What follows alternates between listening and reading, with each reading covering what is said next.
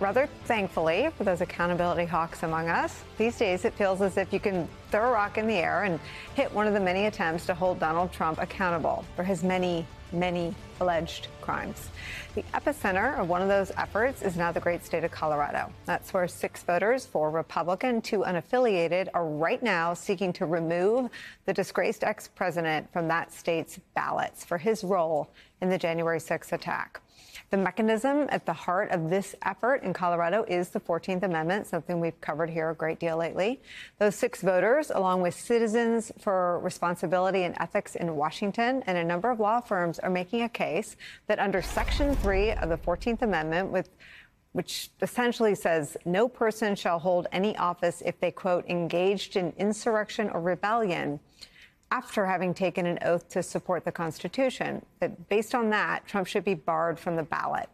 The coalition insists it would be, in their words, quote, improper and, quote, a breach or neglect of duty for Colorado's Secretary of State, Jena Griswold, who we just heard from in that clip, to allow Donald Trump's name to appear on future ballots, primary elections or general election ballots. So what's Trump doing? What he does best, of course, ranting and raving and trying to work the refs. Today, we learned that his lawyers have filed to have the case bumped up to federal court, citing the, quote, underlying federal constitutional issue in dispute. Well, more on that in a minute. But as we said, Trump is also spending his time telling the citizens over on Earth 2 that the lawsuit itself amounts to election interference. Listen to just a little bit. And what they're doing is, it's called election interference, and all these lawsuits get in the way. Now, the 14th Amendment is just a continuation of that. It's nonsense. Nobody's even said there's insurrection. And by the way, there wasn't any guns in the Capitol. You know, the insurrection is, frankly, the people that insurrected on the election and rigged the election. Those are the insurrectionists. I'm sorry we had to do that, but you had to hear that, right? To be clear, there were guns at the U.S. Capitol. It was an insurrection. And for God's sake, there's no proof anywhere, including a report that was released today, that the election was fraudulent or rigged. None. Zero. Nada. But the point is this. Get Trump under oath, get him in front of a jury, and all of a sudden, telling the truth and dealing with facts and the Constitution is infinitely more important. It's where we start the hour with Colorado Secretary of State Jena Griswold. Also joining us, former Deputy National Security Advisor to President Obama, Ben Rhodes, and former top Justice Department official and MSNBC legal analyst Andrew Weissmann is back with us. Madam Secretary, take me through the state of it. We just asked Speaker Pelosi about it, and she said she's going to leave this up to the courts and folks like yourself. Tell me where things stand in Colorado. Well, in Colorado, a lawsuit was filed to see if Trump is disqualified for inciting the insurrection and trying to steal the 2020 election from the American people. And you are absolutely right. Section 3 of the 14th Amendment says that someone who swears to protect the Constitution cannot hold office if they engage in rebellion or insurrection or comfort or aid the enemies of the Constitution. This lawsuit has a lot of really novel questions about that provision in the Constitution, and we will see what a court says. I think it's good that a court will have to weigh into these big questions of state law and U.S. Constitution. Let me read that section for all of our viewers. I'm not a constitutional scholar, nor am I a lawyer, but this is pretty plainly written. Quote, no person shall be a senator or representative in Congress or elector of president and vice president or hold any office, civil or military, under the United States or under any state who, having previously taken an oath as a member of Congress or as an officer of the United States or as a member of any state legislature or as an executive or judicial officer of any state to support the Constitution of the United States, shall have engaged in insurrection or rebellion against the same or given aid or comfort to the enemies thereof.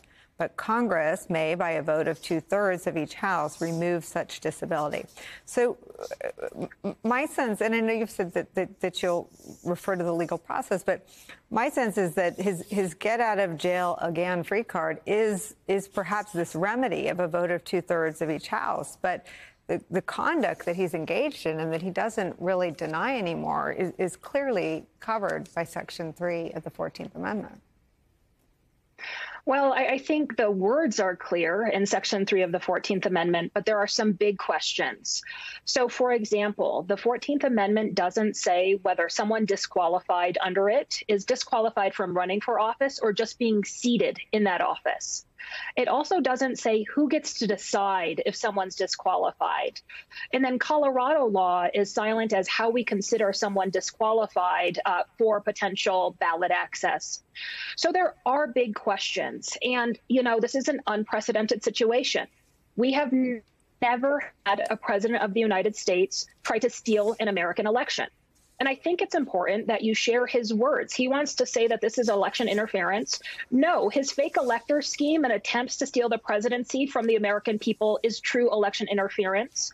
And ultimately, there's big questions around this lawsuit. But make no mistake, Donald Trump tried to steal that election in 2020. Let me play what one of the legal experts we've turned to help understand this issue and how this process will play out had to say specifically about your role and other secretaries of state. This is Judge Luttig.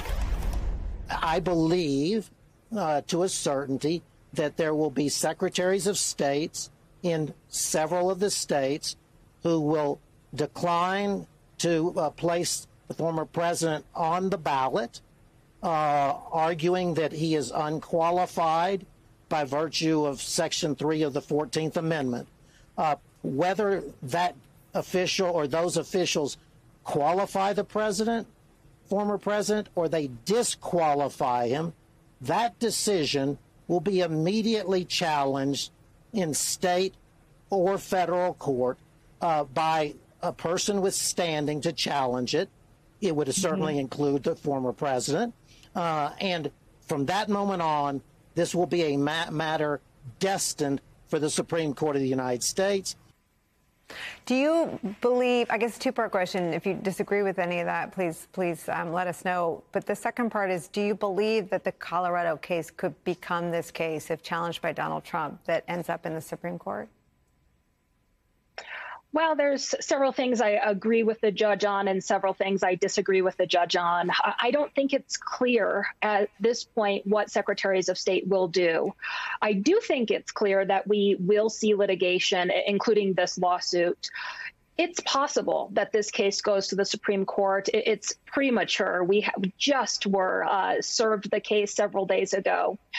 But I think regardless, if Donald Trump is a nominee, this lawsuit may appear in several iterations during the primary. If he's the nominee, the Republican nominee, it could appear again. And if he wins the presidency, it could actually appear again. So for all of your viewers, this is a big issue that may not be resolved overnight, but ultimately the courts need to weigh in, and I will always follow what a court says and uphold the law and the U.S. Constitution. Can you tell us what happens next in Colorado? What is the next process step?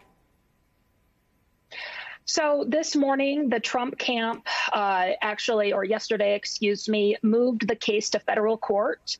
I think Colorado state courts are very well suited for this case. So we are looking at different legal options there. And we'll see how quickly this case moves.